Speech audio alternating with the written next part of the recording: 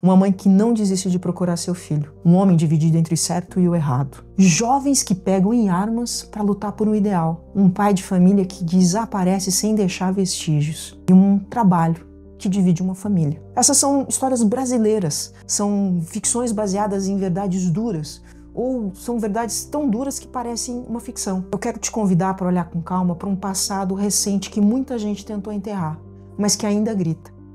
A gente vai conversar hoje sobre 5 filmes que colocam a ditadura militar brasileira na tela. E o mais importante, a gente vai tentar entender o que esses filmes têm a dizer pra gente agora, em 2025. No Era Uma Vez Hoje, a gente vê filmes, a gente lê livros, a gente analisa o que está no papel e na tela e tenta responder uma questão que é super importante. O que a história tem a ver com a vida que a gente leva hoje? Vem comigo que eu te conto. Antes de falar dos filmes, é importante falar um pouquinho sobre o que estava acontecendo no Brasil, para que se entenda qual era o momento contextual destes filmes. De 1964 a 1985, o Brasil viveu 21 anos sem liberdade. Uma ditadura militar que começou com tanques nas ruas e terminou com silêncio e sem punição. A história oficial dizia que era para combater o comunismo, mas na prática foi para calar vozes e, se preciso, fazê-las desaparecer. Podemos dividir esse momento em 3 grandes fases. A fase 1, que começa em 1964 e vai até 1968, onde o golpe é dado com o aplauso dos setores conservadores da sociedade, com apoio de empresários, de igrejas e dos Estados Unidos, tudo isso com um verniz de legalidade, de 1969 a 1978. São os anos de chumbo. O ato institucional número 5 entra em cena, eliminando direitos e a censura vira norma. A repressão vira rotina. Prisões, torturas, execuções. É o auge do horror. De 1979 a 1985. Começa aqui o período de abertura. A lei da anistia é assinada, mas ela vem com silêncio. O Brasil nunca julgou seus torturadores, diferente da Argentina e do Chile. Aqui no Brasil houve um pacto, não houve justiça. A Comissão Nacional da Verdade confirmou. Foram 434 mortos e desaparecidos e mais de 20 mil pessoas torturadas. Em 2025, o Estado brasileiro pediu desculpas públicas para as famílias das vítimas da ditadura militar. Mas desculpa a gente sabe, não traz corpo e não fecha ferida. Mas por que a gente precisa falar sobre isso? Porque uma história contada pelo viés de quem venceu a luta, ou quem parece ter vencido, pode ser, na verdade, uma grande mentira oficial. Olhar para o passado não é saudosismo, é tentar entender e não repetir a tragédia e, quem sabe, aprender alguma coisa com ela. Memória é resistência, e cinema também pode ser, como a gente vai ver agora nos filmes. Zuzu Anjo era estilista. Ela brilhava nas passarelas do Brasil e lá fora. Ela vendia o charme da mulher brasileira, as cores tropicais em tecidos leves. Mas tudo mudou em 1971, quando seu filho Stuart desaparece. Ele era um jovem ativista que foi preso e torturado pelos militares. O corpo nunca apareceu. Essa situação faz com que Zuzu seja retirada da bolha em que ela vivia para entrar na realidade brasileira. E foi justamente isso que o diretor Sérgio Rezende quis retratar no filme. Zuzu faz o que muitas mães fizeram naquela época. Ela entra na escuridão atrás de respostas. Mas, diferente de muitas, ela tinha algo que ela podia usar como uma arma: a visibilidade. Seus desfiles viraram protesto, e as estampas agora tinham tanques, grades, anjos com asas queimadas. Era a moda como grito de protesto. A ditadura obviamente se incomodou, passou a segui-la, ameaçá-la, mas Zuzu não parou. Em 1976, ela morreu oficialmente num acidente automobilístico. Antes de morrer, ela tinha deixado uma declaração com Chico Buarque que dizia: "Se eu aparecer morta, não foi acidente. Foram os mesmos assassinos do meu amado filho Stuart." O filme termina exatamente nesse ponto, quando um dossiê composto por Zuzu é retirado pelos agentes da ditadura do carro. Décadas depois, a Comissão da Verdade confirmou: a morte de Zuzu Angel foi um crime de Estado. O filme de Sérgio Rezende mistura o real e o simbólico. É cinema que denuncia, mas também emociona. O cinema mostra, mas também revela. É sobre sentimento.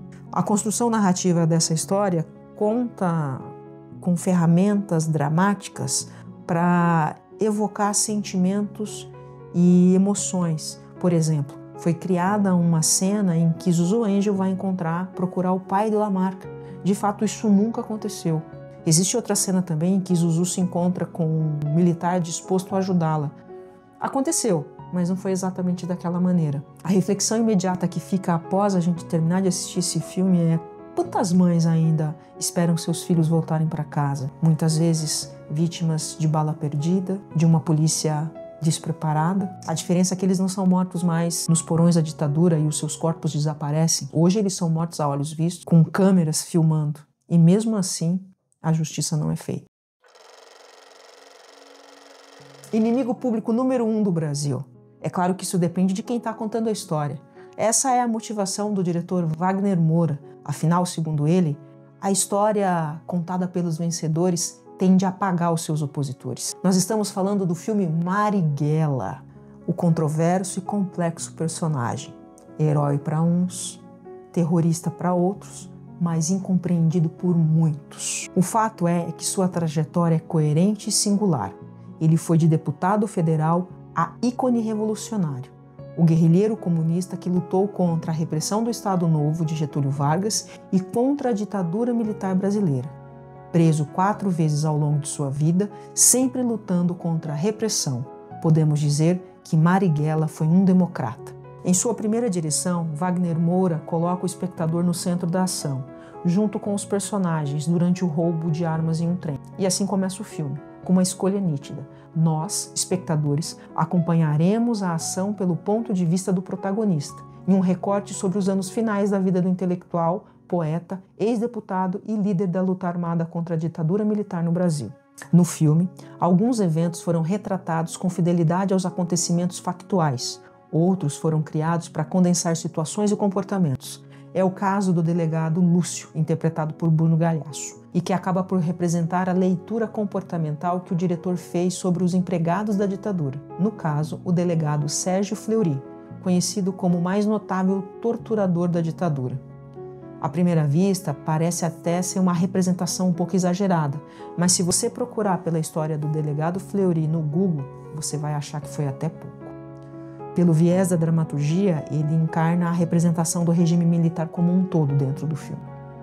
Essa escolha de representação serve para outros personagens no filme também, em especial para o grupo de militantes que era coordenado pelo Marighella. Ele ilustra uma composição de diversos militantes, suas ações, suas histórias, diferente dos personagens reais. Filme de ação, drama histórico e biográfico com um ator negro, Seu Jorge representando o protagonista. Meu recorte na história do Marighella tem a ver com meu fascínio sobre histórias de resistência, quando o povo pobre se junta para resistir a um sistema tirânico. São as palavras do diretor e corretorista do filme.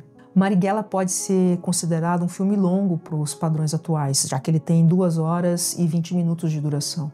Mas ele vale muito a pena, principalmente se você conhece pouco ou não conhece nada sobre pessoas reais que lutaram contra a repressão da ditadura militar no Brasil. Depois de assistir o filme, eu fiquei pensando, será que quando um governo ilegítimo se impõe, a gente tem que pegar em armas para lutar contra ele? Se o 8 de janeiro tivesse acontecido de fato, se o golpe tivesse acontecido, o que será que eu estaria fazendo agora? E você? O que você estaria fazendo agora se o golpe tivesse acontecido?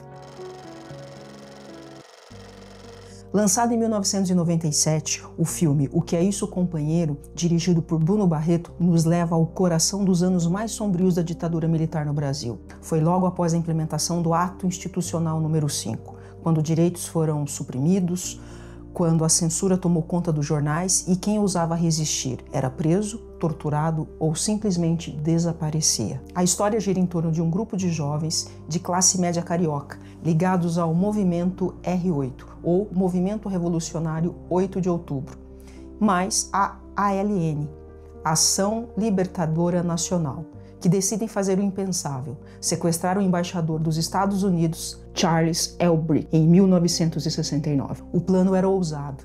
Em troca da libertação do embaixador, eles exigiam a leitura de um manifesto em rede nacional.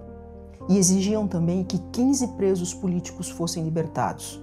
A ideia era furar o muro de silêncio imposto pela ditadura. Eles queriam que o mundo soubesse o que estava acontecendo aqui no Brasil. O filme é inspirado no livro de mesmo nome. O autor é Fernando Gabeira. Gabeira, então, escreve essa história com base na experiência que ele viveu, a partir dos fatos. Afinal, ele era um membro da Juventude Armada que ajudou a organizar o sequestro. E o que a gente vê na tela é uma obra baseada em fatos, a partir da perspectiva do autor, com base na lembrança, na memória dos eventos dos quais ele participou. Não é um documentário, é uma narrativa construída com liberdade poética e a ficção, que ajuda a contar um pedaço da nossa história. Personagens foram recriados, situações foram adaptadas, diálogos foram imaginados. Não é sobre fidelidade milimétrica aos acontecimentos, é um filme sobre o impacto, sobre dilemas morais e sobre escolhas impossíveis que esses jovens tiveram que fazer ao longo da ação. O mais interessante é que o filme não pinta mocinhos e vilões com a mesma tinta. Há nuances, há contradição. Inclusive, um personagem como o personagem do torturador aparece como um homem comum, com problemas comuns, com dúvidas, e isso gerou muita controvérsia. Parte do público esperava que os militares fossem vilões e a juventude armada, os sequestradores, fossem os heróis. Mas o diretor preferiu ir por outro caminho. Ele escolheu o caminho da ambiguidade. Também houve divergência de versões. Alguns militantes da época acusam Gabeira de ter narrado os fatos de uma maneira um pouco diferente da forma como realmente aconteceram. Outros acusam o filme de ser imparcial demais e acabar distorcendo ou diluindo o que foi o horror da repressão. Mas, apesar das críticas, é importante dizer que o filme O Que É Isso, Companheiro, tem um lugar muito importante na história do cinema nacional. Ele foi indicado ao Oscar de Melhor Filme Estrangeiro e foi também indicado a Melhor Filme no Festival de Berlim. E a pergunta que fica é, se em 1969 a única saída para quebrar o muro de silêncio foi um sequestro, em 2025 será que a gente tem toda a informação que a gente precisa? Ou será que a censura só mudou de roupa e quem escolhe o que a gente vê ainda são os mesmos donos do poder, só que agora eles usam os algoritmos? Só para citar um exemplo agora recente, do nada todo mundo começou a falar de bebê reborn. O que tem por trás disso? O muro de silêncio pode até ter mudado de formato, mas ele tá aí. Percebe que a sua rede social é só uma bolha, seja ela qual for? Seja ela de direita, seja ela de esquerda, bebê reborn, dorama, mundo fitness. Você só recebe o mesmo, sempre. Esse é o quarto filme da nossa lista. É também o mais conhecido e mais famoso, já que ganhou o Oscar de Melhor Filme Internacional em 2025. A gente vai falar agora sobre Ainda Estou Aqui. Ele é um daqueles filmes que falam baixinho, mas tem um eco enorme. Baseado no livro homônimo de Marcelo Rubens Paiva, ele reconstrói a história do desaparecimento de Rubens Paiva, engenheiro e deputado cassado que foi preso e morto pela ditadura militar no Brasil em 1971. O corpo de Rubens Paiva nunca apareceu. A versão oficial dizia que ele fugiu, mas a verdade estava no silêncio da família, na ausência brutal que ficou. O filme foi dirigido por Walter Salles e conta uma história de ausência, memória, dor, mas também de descoberta e reconstrução. O centro da narrativa é Eunice Paiva, a esposa de Rubens, que cria os filhos sozinha e enfrenta a máquina da repressão com dignidade e coragem.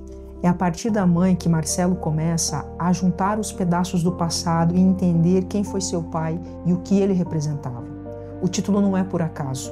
Ainda Estou Aqui é o que diz quem sobreviveu à tentativa de apagamento. É o que diz a mãe, é o que diz o filho, é o que dizem as vítimas que a ditadura tentou enterrar. O filme é comovente porque não fala só sobre política. Ele fala sobre a dor cotidiana da ausência, sobre o impacto da repressão dentro das casas e nos lembra que todo desaparecido político é uma família que foi mutilada e que está incompleta. É uma história importante sobre a reconstrução de uma mulher que não se deixou oprimir. Eunice Paiva se transformou, voltou a estudar, virou advogada e ativista política. Nunca se calou e seguiu lutando. Ela é a grande heroína dessa história. Eunice Paiva foi interpretada pela talentosa e laureada com o prêmio de melhor atriz em filme de drama no Globo de Ouro 2025, Fernanda Torres. O filme é uma obra que desperta muitas emoções e algumas incompreensões. Como é que pode alguém invadir tua casa, levar um ente querido e essa pessoa desaparecer para sempre? É importante destacar que a ditadura não acabou quando soltaram os presos políticos ou quando a lei da anistia foi assinada. Ela continuou. porque as mesas continuaram com lugares vazios, porque cartas não foram respondidas e, sobretudo, porque os criminosos não foram responsabilizados. Ninguém foi punido até hoje.